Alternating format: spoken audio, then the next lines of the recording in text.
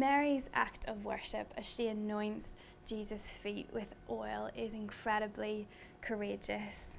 It is a beautiful, bold act of worship, but it is also utterly ludicrous.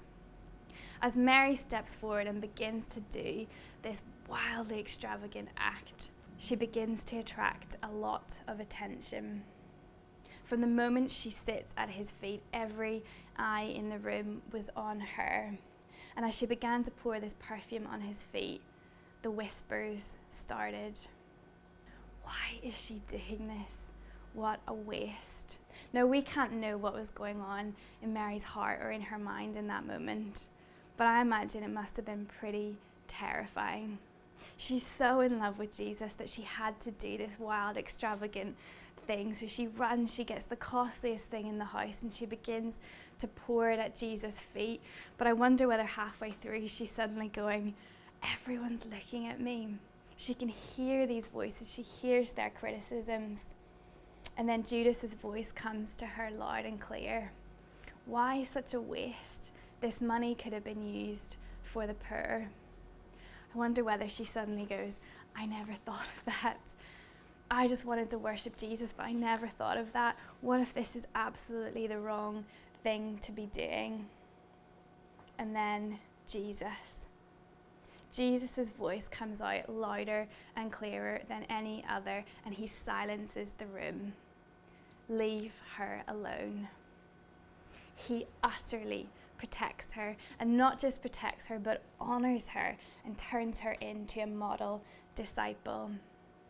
She has done a beautiful thing. See, for Mary, this was absolutely the right thing to do, but it was also incredibly terrifying, incredibly vulnerable, and totally exposing. And we hate to be exposed. For Mary, as she sat there, the only person she could see was Jesus, but she could hear all of the voices, all of the criticisms. And yet, she kept her eyes on him and continued with her act of worship. And somehow she becomes the model disciple. Judas's criticism actually makes a lot of sense. This money could have been used to do all kinds of things.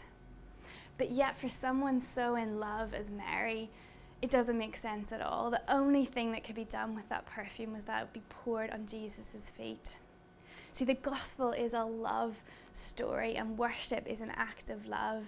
I wonder how many of us have become too sensible, too logical. And like the other men in the room, we're constantly asking questions. Couldn't this have been done better? Couldn't this money have been used for this? We become obsessed with our missional strategy, and we forget that the heart of the gospel is a love story. Jesus utterly protects Mary. As we read this story today, I wonder, where are you in that room? Are you like Mary, totally caught up in this, totally lost at Jesus' feet?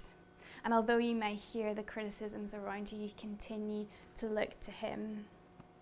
Or have we become a bit like Judas and the other men in the room, too logical, too sensible, too critical? Sometimes Jesus doesn't just want projects, he wants perfume.